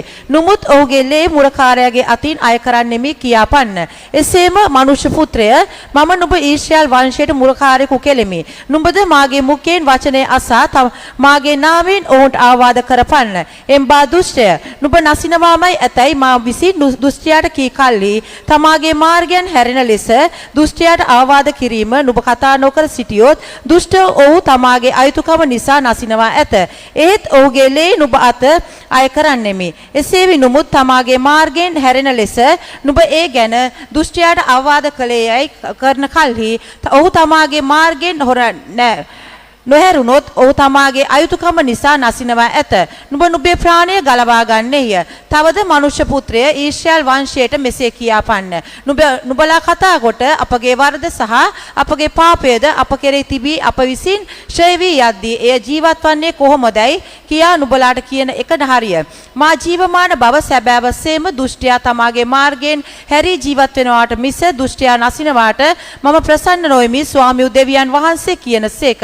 ඊශ්‍රායල් වංශයට හැරියල්ලා තමාගේ නපුරු මාර්ගවලින් හැරියල්ලා නුඹලා නසින්නේ මක් නිසාදයි ඔවුන්ට කියාපන්න. එබැවින් මනුෂ්‍ය පුත්‍රය නුඹේ සෙනගගේ පුත්‍රයන්ට මෙසේ කියාපන්න. ධර්මිෂ්ඨයා වරද කරන දවසේ සුවකීය ධර්මිෂ්ඨකම නිසා ඔහු නොගැලවෙන්නේය. දුෂ්ටයාද තමාගේ දුෂ්ටකමෙන් හැරෙන දවසේදී තමාගේ දුෂ්ටකම නිසා වැටී නොයන්නේය. ධර්මිෂ්ඨයා පව කරන දවසේදී ධර්මිෂ්ඨකම නිසා ජීවත් වෙන්න ඔහුට පුළුවන් වන්නේත් නැත. නුඹ සැබවින්ම ජීවත් වන්නේ යයි මා විසින් ධර්මිෂ්ඨයාට කීවාම ඔහු තමාගේ ධර්මිෂ්ඨකම කෙරෙහි විශ්වාස කරමින් අයුතුකම් කළොත් ඔහු සියලු ධර්මිෂ්ඨකම් පිසී කරනු නොලබන්නේය. ඔහු කළා සුවකීය අයුතුකම නිසා ඔහු නසිනවා ඇත. නුඹ නසිනවාමයි ඇතැයි මා විසින් දුෂ්ටයාට කී විට ඔහු තමාගේ පාපයෙන් හැරී යුක්තියද ධර්මිෂ්ඨකමද කළොත් උකස නැවතදී කොල්ලකා ගද්දේ ආපසු දුන්නොත් අධර්මිෂ්ඨකම් නොකරන ජීවන පනත් ප්‍රකාර හැසිරුණොත් ඔහු නොනැසී ජීවත් වන්නේමය. ඔහු කළා ඔහුගේ කිසිම පාපයක් ඔහුට විරුද්ධව සීකරනු නොලබන්නේ ඔය. ඔහු යුක්තියද ධර්මිෂ්ඨකමද කෙලේය. ඔහු සැබවින්ම ජීවත් වන්නේය. ඒත් ස්වාමින් වහන්සේගේ මාර්ගයේ සාධාරණ නැතයි නුඹේ සෙනගගේ පුත්‍රයෝ කියති. නුඹ සාධාරණ නැත්තේ ඔවුන්ගේ මාර්ගය. ධර්මිෂ්ඨයා තමාගේ ධර්මිෂ්ඨකමෙන් හැරී අයුතුකම් කළොත් ඔහු ඒ නිසා නසින්නේය. දුෂ්ටයා තමාගේ දුෂ්ටකමෙන් හැරී යුක්තියද ධර්මිෂ්ඨකමද කළොත් ඔහු ඒ නිසා ජීවත් වන්නේය. ඒත් ස්වාමින් වහන්සේගේ මාර්ගය සාධාරණ නැතයි නුඹලා කියන්න ඔය. එම්බා ඊශ්‍රායල් වංශය මම නුඹලා එකිනෙකා தமாගේ மார்க லெස வினிශ්චය කරන්නෙමි කීය. கர்த்தருடைய வார்த்தை எனக்கு உண்டாகி அவர் மனுபுத்திரனே நீ உன் ஜனத்தின் புத்திரரோடே பேசி அவர்களோடே சொல்ல வேண்டியதாவது நான் தேசத்தின் மேல் பட்டயத்தை வரப்பண்ணுகையில் தேசத்தின் ஜனம் தங்கள் எல்லைகளில் உள்ள ஒருவனை அழைத்து அவனை தங்களுக்கு காவற்காரனாக வைத்த பின்பு இவன் தேசத்தின் மேல் பட்டயம் வருவதைக் கண்டு எக்காலம் ஊதி ஜனத்தை எச்சரிக்கும் போது எக்காலத்தின் சத்தத்தை கேட்கிறவன் அதை கேட்டும் எச்சரிக்கையாயிராமல் பட்டயம் வந்து அவனை வாரிக்கொள்கிறது உண்டானால் அவனுடைய இரத்தப்பழி அவன் தலையின் மேல் சுமரும். அவன் எக்காலத்தின் சத்தத்தை கேட்டும் எச்சரிக்கையாய் இருக்கவில்லை, அவனுடைய இரத்தப்பழி அவன் பேரிலே சுமரும். எச்சரிக்கையாய் இருக்கிறவனோ தன் ஜீவனை தப்புவித்துக் கொள்கிறான். காவற்காரன் பட்டயம் வருவதைக் கண்டும் அவன் எக்காலம் ஊதாமலும் ஜனங்கள் எச்சரிக்கப்படாமலும் பட்டயம் வந்து அவர்களில் யாதொருவனை வாரிக்கொள்கிறது உண்டானால் அவன் தன் அக்கிரமத்திலே வாரிக்கொள்ளப்பட்டான். ஆனாலும் அவன் இரத்தப்பழியை காவற்காரன் கையிலே கேட்பேன். மனுபுத்திரரே, நான் உன்னை இஸ்ரவேல் வம்சத்தாருக்கு காவற்காரனாக வைத்தேன். ஆகையால் நீ என் வாயினாலே வார்த்தையை கேட்டு என் நாமத்தினாலே அவர்களை எச்சரிப்பாயாக. நான் துன்மார்க்கனை நோக்கி, துன்மார்க்கனே நீ சாகவே சாவாய் என்று சொல்லுகையில் நீ துன்மார்க்கனை தன் துன்மார்க்கத்தில் இராதபடிக்கு எச்சரிக்கத்தக்கதாக அதை அவனுக்கு சொல்லாமற் போனால் அந்த துன்மார்க்கன் தன் அக்கிரமத்திலே சாவான், ஆனாலும் அவன் இரத்தப் பழியை உன் கையிலே கேட்பேன். துன்மார்க்கன் தன் வழியை விட்டு திரும்பும்படி நீ அவனை எச்சரித்தும் அவன் தன் வழியை விட்டு திரும்பாமற் போனால் அவன் தன் அக்கிரமத்தினாலே சாவான். நீயோ ஆத்துமாவை தப்புவிப்பாய். மனுபுத்திரனே, நீ இஸ்ரவேல் வம்சத்தாரை நோக்கி, எங்கள் துரோகங்களும் எங்கள் பாவங்களும் எங்கள் மேல் இருக்கிறது, நாங்கள் சோர்ந்து போகிறோம், நாங்கள் பிழைப்பது எப்படி என்று நீங்கள் சொல்லுகிறீர்கள். கர்த்தராகிய ஆண்டவர் உரைக்கிறது என்னவென்றால், நான் துன்மார்க்கனுடைய மரணத்தை விரும்பாமல் துன்மார்க்கன் தன் வழியை விட்டு பிழைப்பதையே விரும்புகிறேன் என்று ஜீவனை கொண்டு சொல்லுகிறேன். இஸ்ரவேல் வம்சத்தாரோ, உங்கள் பொல்லாத வழிகளை விட்டு திரும்புங்கள், திரும்புங்கள், நீங்கள் ஏன் சாக வேண்டும் என்கிறார் என்று அவர்களோடே சொல்லு. மனுபுத்திரனே, நீ உன் ஜனத்தை புத்திரரை நோக்கி, நீதிமான் துரோகம் பண்ணுகிற நாளிலே அவனுடைய நீதி அவனை தப்புவிப்பதில்லை. துன்மார்க்கன் தன் துன்மார்க்கத்தை விட்டு திரும்புகிற நாளிலே அவன் தன் அக்கிரமத்தினால் விழுந்து போவதும் இல்லை. நீதிமான் பாவம் செய்கிற நாளிலே தன் நீதியினால் பிழைப்பதும் இல்லை.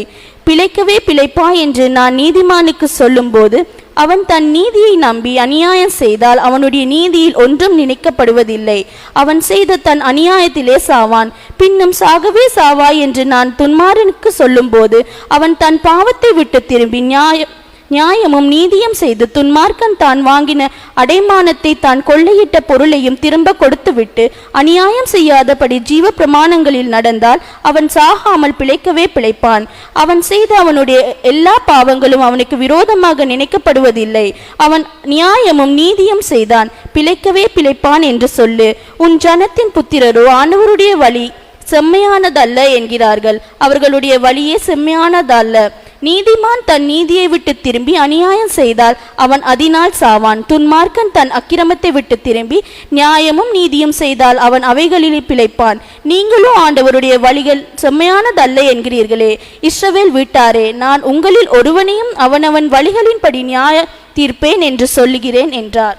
மிகவும் தெளிவா இந்த வசனங்கள் சொல்லுகிறது, ஆசாரியர்களாய் லேவியர்களாய் நீங்கள் எப்படி செயல்பட வேண்டும் என்பதை குறித்து தெளிவாக பேசுகிறார். වචනේ තා පැහැදිලිව කියනවා පූජකවරුන් ලෙසත් ලෙවිවරුන් ලෙසත් ඔබ කොහොමද ක්‍රියා කරන්න අවශ්‍යයි කියලා කියන වචනේ උගන්වනවා අපිට. இதுல நிறைய காரியங்கள் இருக்கிறது. சுருக்கமாக இதனுடைய விளக்கத்தை நான் சொல்லுவேனேயானால், මේ ගොඩාක් කාරණාවන් තියෙනවා. තා කෙටියෙන් මේ ගැන විග්‍රහ කරනවා නම් இந்த துன்மார்க்கனை பார்த்து அவன் துன்மார்க்கம் செய்கிறான், நீ இப்ப நரகம் போய் விடுவாய்ங்கிறதான காரியத்தை நீங்கள் சொல்லாவிட்டால் அந்த மனிதன் மரித்து நரக போவானேயானால் அந்த இரத்த பலியை உங்களிடத்திலே கேட்பார் என்று வேதம் சொல்லுகிறார். අධර්මිෂ්ඨයා බලලා ඔබ අධර්මිෂ්ඨකම් කරනවා, ඔබ ස්වර්ගයට යන්නේ නැහැ කියලා කියලා කියන්නේ නැතුව ඔහු අපායට ගියා නම් ඔහුගේ ලේ වලට ඔබ වග කියන්න වෙනවා. ஒரு கிறிஸ்தவனுடைய மிக முக்கியமான காரியம் தான் தன்னுடைய வீட்டுக்கு வருகிற ஒவ்வொரு சொந்தக்காரனாய் இருக்கலாம், நண்பனாய் இருக்கலாம், உறவினராய் இருக்கலாம், ஆண்டவர் வரப்போகிறார், ஆண்டவருடைய பாவம் மன்னிப்பை பெற்று நீ பரிசுத்தவானாய் மாறாவிட்டால் நரகம் நிச்சயம் என்று சொல்லுகிறதான ஒரு காரியம்.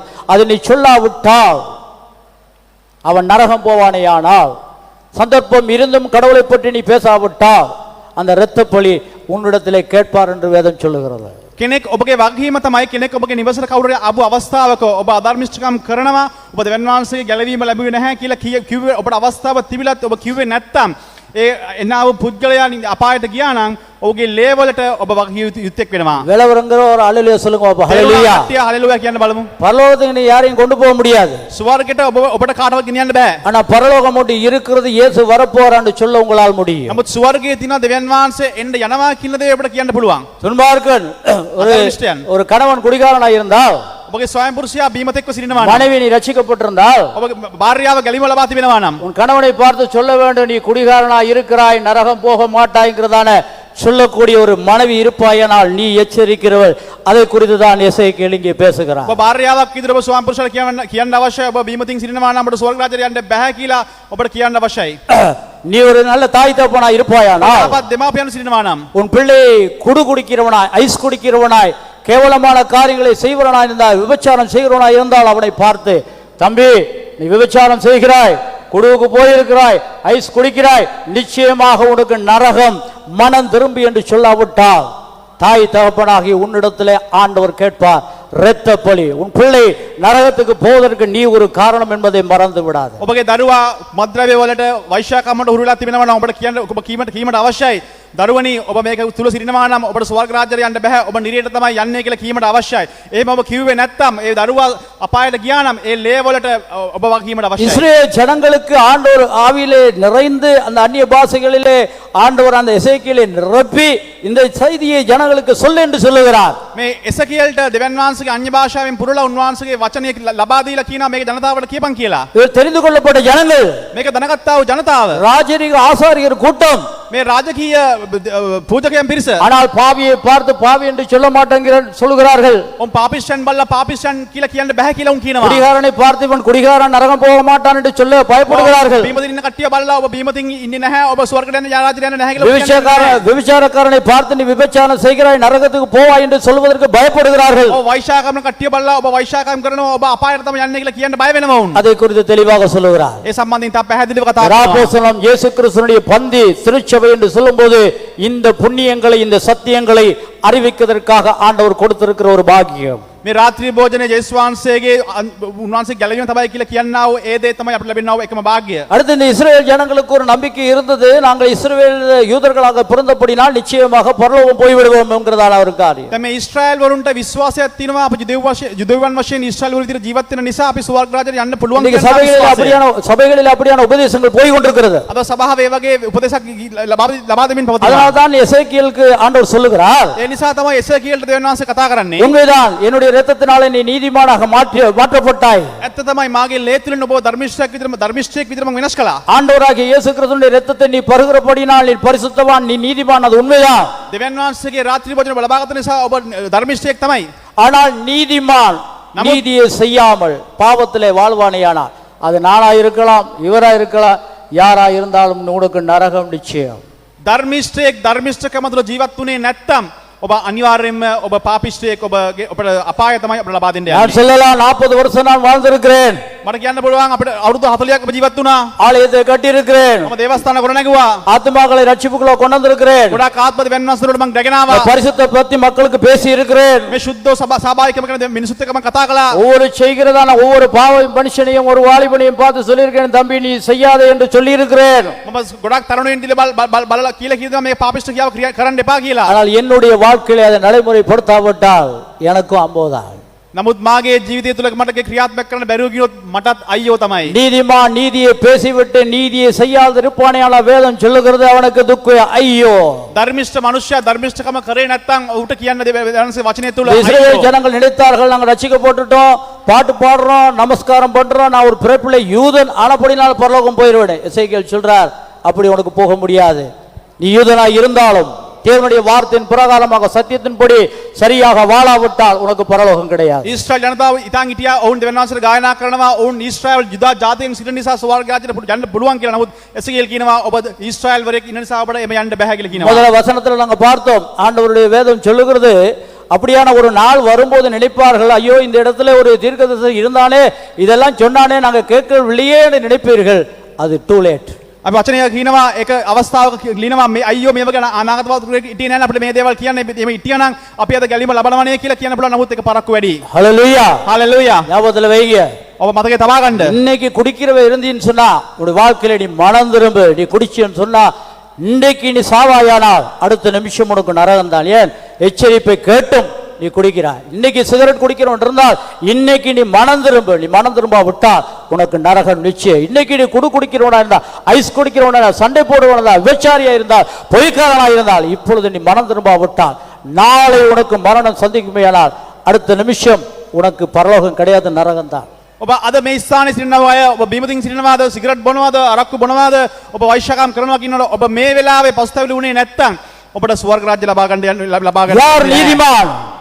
யார் நீதிமான்? කවුද ධර්මිෂ්ඨයා? யார் தேவனுடைய பிள்ளை? කවුද දෙවියන් වහන්සේගේ දරුවෝ? யார் ஆசாரியன்? කවුද පූජකවරුන්? யார் லேவியன்? කවුද ලෙවීවරුන්? துன்மார்க்கனை பார்த்து துன்மார்க்கத்திலே இராதே, நீ பரலோகத்துக்கு வந்துவிடு என்று சொல்லி அவனை எச்சரித்து அவனை பரலோக ராஜ்யத்துக்கு இழுப்புவன் தான் நீதிமான். அவன் தான் தேவனுடைய பிள்ளை.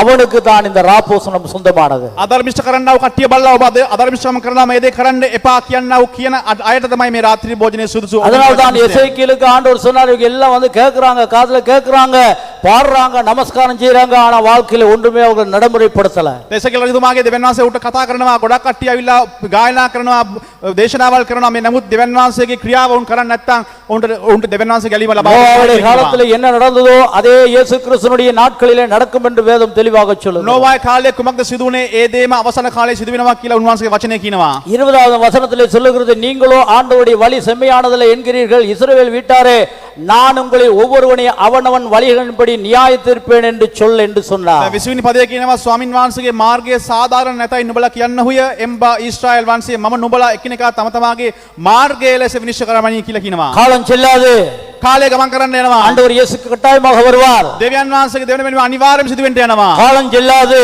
කාලය යන්න යනවා. ஆண்டவர் வந்தாலும் வராவிட்டாலும் உன்னுடைய மரணம் உன்னை விட்டு போகாது. දෙවියන් වහන්සේගේ පැමිණීම ආවත් නැතත් ඔබගේ මරණයෙන් ඔබ යන්න යන්නේ නැහැ. உன்னுடைய மரணம் தான் ஆண்டவருடைய அடுத்த பகுதி. அந்த மரணத்துக்கு பின்பதாக நீ பரலோகத்துக்கு போவாயா நரகத்துக்கு போவாயா என்று தீர்மானிக்கிறது உன்னுடைய அந்த மரணம். මේ දෙවියන් ඔබගේ මරණය තමයි තීරණය කරන්න යන්නේ. ඔබ ස්වර්ග රාජ්‍යයට යනවද නිරයට යනවද කියන එක. காலைவெளியில சிந்திங்க. මේ උදාසන ඔබ සීකල්පනා வேதம் කරන්න. சொல்லுகிறது, උන්වහන්සේ වචනය කියනවා, ஆண்டவர் ஒவ்வொருவனுடைய நிலைமைக்கு ஏற்றவாறு நியாயம் தீர்ப்பார். දෙවියන් වහන්සේ හැම කෙනාගේම ධර්මිෂ්ඨකම වචනය ඔහුගේ ක්‍රියාව අනුව විනිශ්චය කරන්නට යනවා. அந்த ரோமர் புத்தகத்திலே தெளிவாக சொல்லுகிறது, රෝම පොතේ ඉතා පැහැදිලිව කියනවා, போதிக்கிறவன் அந்த வழியிலே அவன் நடக்காவிட்டால் அவனுக்குரிய நியாய தீர்ப்பு அவனுக்கு போகும். දේශනා කරන අය ඒ දේශනා කරන වචනය තුල ගමන් කරන නැත්නම් දෙවියන් වහන්සේ ඔබ විනිශ්චය කරන්නට යනවා කියනවා. போதிக்கிறவனுடைய போதனையை கேட்டு நீ துன்மார்க்கன் மனம் திரும்பாவிட்டால் அவனுக்கு அதனுடைய கிரியை நடைபெறும். දේශනා කරන කට්ටියගේ වචනය ආලා ජනතාව වෙනස් වුනේ නැත්නම් ජනතාව දෙවියන් වහන්සේ විනිශ්චය කරන්නට යනවා. எந்த அளவிலே ஆண்டவருக்கு அளக்குறீர்களோ அந்த அளவிலே நீங்கள் ඔබ ஆசீர்வதிக்கப்படுவீர்கள். දෙවියන් වහන්සේට කොපමණ ප්‍රමාණයකින් මනින්න යනවද? දෙවියන් වහන්සේ ඒ ප්‍රමාණයන ඔබ මනින්න යනවා. யோவான் ஸ்நானகனை உலகத்துக்கு அனுப்பி ஆண்டவர் சொன்னால் மனம் திரும்புங்கள், பரலோக ராஜ்யம் சமீபித்திருக்கிறது. ස්නාවක යෝහන්න මේ පොළොවට ඇවලා දෙවියන් වහන්සේ කිව්වේ මනස්තාප වෙන්නයි කියලා. ஹல்லேலூயா, හalleluya. மனம் திரும்புங்கள். මනස්තාපණය වෙන්න. ஆண்டவருடைய வேதம் சொல்லுகிறது, උදාසන මේ දෙවියන් වහන්සේ ஆலயத்துக்கு வருவது முக்கியமல்ல, දෙවස්තරණ பாடல்களை பாடுவது முக்கியமல்ல, ගීතය ගායනා කිරීම වැදගත් නැහැ. இசைகளை இயக்குவது முக்கியமல்ல, ඒ වාදනය කිරීම වැදගත් නැහැ. நமஸ்காரங்களை செய்வது முக்கியமல்ல, නමස්කාර කිරීම වැදගත් නැහැ. இந்த பந்தியிலே நீங்கள் பிரவேசிப்பது முக்கியமல்ல. මේ අන්තිම රාත්‍රී භෝජනයේ ඔබ පැමිණීම වැදගත් துன்மார்க்கத்திலிருந்து නැහැ. மனம் திரும்பி ஆண்டவருக்குள்ளாக வாழுகிறீர்களா என்பதுதான் முக்கியம். ආධර්මිෂ්ඨකම තුලින් ඔබ මනස්ථාපනය වෙලා දෙවියන් வேதம் சொல்லுகிறது, நீதிமான் இன்னும் நீதி செய்யட்டும், ධර්මිෂ්ඨය තවත් ධර්මිෂ්ඨකම් කරත්වා. அக்கிரமம் செய்கிறவன் இன்னும் அக்கிரமம் செய்யட்டும், අධර්මිෂ්ඨකම් කරන්න அநியாயம் செய்கிறவன் இன்னும் அநியாயம் செய்யட்டும். පාපය කරන්න තවත් පාපය කරත්වා. ஆண்டவராகிய ஆண்டவர் வரும்போது அவனுடைய பிரதிபலனை அவனுக்கு கொடுப்பார். ජේසුස් වහන්සේගේ දෙවන පැමිණීම එන අවස්ථාවේදී ඔවුන්ගේ ක්‍රියා අනුව දෙවියන් වහන්සේ ඔවුන් විනිශ්චය කරන්නට යනවා. காலைவேளையிலே எழுந்து நின்று ஒரு ඒ நிமிஷம் උදෑසන கண்களை மூடு. නැගිට අපි යාඥා කරමු. கண்களை மூடி தலையில தாசு. අපි දැස් වසා අපි ඉස්පාත් කරමු. நீதிமான்களாய் ஆண்டவருடைய சமூகத்திலே தெரிந்து கொள்ளப்பட்ட ஆசாரிகள் லேவியர்களாய் இருந்தால் இந்த எசேக்கியேல் சொன்ன அந்த செய்திகளை நீங்கள் ஒவ்வொரு நாளும் மக்கள் மத்தியிலே செய்கிறீர்களா? ධර්මිෂ්ඨයන් ලෙස පූජකයන් ලෙස අපි ජීවත් වෙනවා නම් එසකෙල් කුමාතු කිව්වා වූ මේ දේ අපි හැම මිනිසෙක් තුරම ක්‍රියාත්මක වෙනවාද? அழிந்து போய் கொண்டிருக்கிற துன்மார்க்கத்திலே போய் கொண்டிருக்கிற ஒரு மனிதனை ரட்சிப்புக்குள்ளாக இல்லாவிட்டால் பரலோகம் இருக்குது என்று சொல்லுகிற அந்த எச்சரிப்பை நீங்கள் சொல்லுகிறீர்களா, இருக்கிறீர்களா?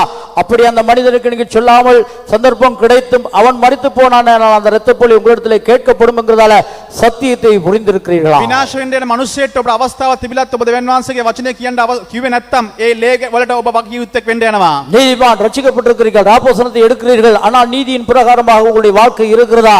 ඔබ දෙවියන් වහන්සේගේ අන්තිම රාත්‍රී භෝජන සහභාගී වෙන්න යනවා. නමුත් දෙවියන් වහන්සේගේ ක්‍රියාව ඔබ තුළ තිබෙනවාද කියලා සිහි කල්පනා කරන්න. எசேக்கியேலுக்கு துக்கத்தோடு ஆண்டவர் சொல்லுகிறார். එසකියල් දෙවියන් වහන්සේ ඊටාම වේදනාවෙන් යුතුව කියනවා. எசேக்கியேல் நீ பாடுகிறபடியினால் ஜனங்கள் கூடுகிறார்கள். එසකියල් ඔබ ගායනා කරන නිසා මිනිස්සු එක් රැස් වෙනවා. நீ நல்ல காரியங்களை செய்கிறபடியினால் ஜனங்கள் ඔබ கூடுகிறார்கள். යහපත් ක්‍රියා කරන නිසා மினிස්සු එක් රැස් වෙනවා. நீ ஆண்டவரிடத்திலிருந்து செய்தியை எடுத்து கொடுக்கிறபடியினால் அதை கேட்கிறதுக்கு வருகிறாங்க. ඔබ දෙවියන් වහන්සේගෙන් වචනය අරගෙන උන්ට කීන නිසා මිනිස්සු එක් රැස් වෙනවා. அவங்க எல்லாம் நீ சொல்றது ஒண்ணு கூட செய்யறது இல்லையாப்பா? නමුත් ඔබ කියන කිසි දෙයක් උන් ක්‍රියාත්මක කරන්නේ அவங்க නැහැ. ஒண்ணுமே செய்யறது இல்லையே. උන් කිසි දෙයක් ක්‍රියාත්මක කරන්නේ නැහැ නේ. அவன் சாராயத்தை விட்டது இல்லையே, උන්ගේ වෙනස ඇති වෙන්න යන්නේ නැහැ அவன் නේ. குடுவை விட்டது இல்லையே, ඔගේ කුඩු අත්තරින්න යන්නේ அவன் නැහැ නේ. விபச்சாரத்தை விடலையே, ඔව් වෛශ්‍යාකම අත්තරින්න යන්නේ அவன் නැහැ නේ. பாவத்தை விடலையே, පාපය අත්තරින්නේ නැහැ නේ. அம்மா அப்பாவுக்கு கீழ்ப்படியாம இருக்கிறானே, දෙමාපියන් අකීකරු ඉන්නවනේ. கடவுளுக்கு உண்மையா இல்லையே, දෙවියන් වහන්සේ අවංකව නැහැ නේ. நமஸ்காரம் பண்றான் இல்லையே. නමස්කාර කරන්නේ නැහැ නේ. எசேக்கியேல் இதை சொல்லு என்று சொல்லுகிறார். එසකියල් මේක කියන්න කියලා දෙවියන් වහන්සේ කියනවා. கால வேளையிலே இஸ்ரவேல் ஜனதாராகிய நீங்கள் உங்களை குறித்து சிந்தியுங்கள். මේ උදෑසන ඔබ ගැන ඔබ සිහි කල්පනා කරන්නට ஒரு நிமிஷம் நாம் ஜெபம். අපි විනාඩියක් අපි යාඥා කරමු. சர்வ வல்லமுள்ள அருமையான ஆண்டவரே,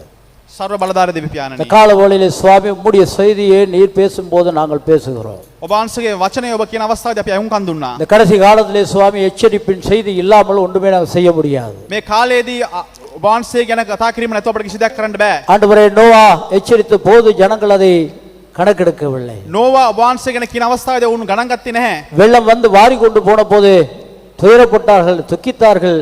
அந்த போட்ல ஏறுவதற்கு முயற்சி செய்தார்கள், ஒருவருக்கும் முடியவில்லை. ඒ ජලගැල්ම ඇවිල්ලා බෝට්ටුව යන අවස්ථාවේදී බොහෝ මිනිස්සු උත්සාහ කරා මේ බෝට්ටුවට නගින්න මිස නමුත් උන්ට බැරි වුණා ඒ කරන්න. இது ஆண்டவரே, நீர் வரும்போது அப்படி சம்பவம் நடக்கும் என்று இப்படி வேதம் சொல்லுகிறது. ඔබ වහන්සේගේ නැවත පැමිණෙන අවස්ථාවේදී මේ වගේම දෙයක් සිදු වෙනවා කියලා විශ්වාස කරනවා. அந்த நாட்கள் தாமதித்தாலும் கூட இங்கே இருக்கிற ஒவ்வொருவருக்கும் மரணம் தாமதிப்பதில்லை. ඒ කාලේ තිබුණා වගේ මේ හැම කෙනෙක්ටම මරණය රජකරම් කරන්නට යනවා. ஆண்டவரே, இந்த கால வழியிலே துன்மார்க்கத்தில் இருக்கிறவர்களுக்கு மனம் திரும்ப கிருபை கொடுங்க. මේ උදෑසන කාලේ අධර්මිෂ්ඨව ඉන්නවා කට්ටියට වහන්සේගේ වචනය තුලින් වෙනස් වෙන්න උන්ට நீதிமான்கள் இருக்கிறவர்களுக்கு இன்னும் நீதி செய்ய நீங்க கிருபை கொடுங்க. ධර්මිෂ්ඨයන් ඉන්නවා කට්ටියට තව තවත් ධර්මිෂ්ඨ වෙන්න වහන්සේ උන්ට උදව් කරන්න. ஆண்டவரே, அழிந்து போய் கொண்டிருக்கிற இந்த 2 கோடி மக்கள் மத்தியிலே நாங்கள் வாழுகிறோம், அவர்களுக்கு இந்த செய்தியை சொல்லும்படியாக මේ විනාශ වෙන්න යනවා මේ 2 කෝටි 20 ලක්ෂය ජනතාවත් සමග අපි ජීවත් වෙනවා. எங்களுடைய உறவுகளுக்கு இந்த செய்தியை சொல்லும்படியாக අපේ හදවතින් උන්ට මේ දේ කියන පිණිස ஆண்டவரே, அந்த இரத்த பொழியை எங்களுடைய கைகளிலே நீர் கேட்பீர் என்று முடி வேதம் சொல்லுகிறோம். වහන්සේගේ ඒ ලේවල තිබෙනා වූ බලය අපි අත්වට ලබා දෙන්න කියලා පිළිමු. கேட்கிறவர்களா மாத்திரமல்ல, செய்கிறவர்களாய் மாற நீங்க உதவி செய்யுங்க. අසන්නන් පමණක් නොව ඒ අනුව ක්‍රියා කරන්න වෙන්න උන්ට උදව් கால வழியில் இந்த பந்தியை நீங்க ஆசீர்வதிங்க. මේ උදෑසන මේ සිළු දෙක නට වහන්සේ ආශිර්වාද කරන්න. ஆண்டவரே, இந்த பந்தியை அவர்கள் ஆயத்தப்படுத்தி அதற்காக தங்களுடைய வாழ்க்கையை ஒப்புக் கொடுக்கும் போது கிறிஸ்து இயேசுனுடைய ஆசாரியர்களாய், லேவியர்களாய் அவருடைய புண்ணியங்களை அறிவித்து உம்முடைய நாமத்தை உயர்த்த நீங்க உதவி செய்யுங்க. මේ අන්තිම රාත්‍රී භෝජනය සූදානම් කරන අවස්ථාවේදී මේකට සහභාගී වෙන්නත් මේ තුලින් උන්ට වෙනස් වෙන්නත් වහන්සේ උන්ට ආශිර්වාද කරන්න. ஆண்டவரே, இந்த கால வழியில் இப்படி கிருபையை கொடுங்க. මේ උදෑසන වහන්සේ කරුණාව ලබා දෙන්න. இயேசுவின் நாமத்தில் செபிக்கிறோம் பிதாவே. යේසුස් වහන්සේගේ නාමයෙන් අපි යාඥා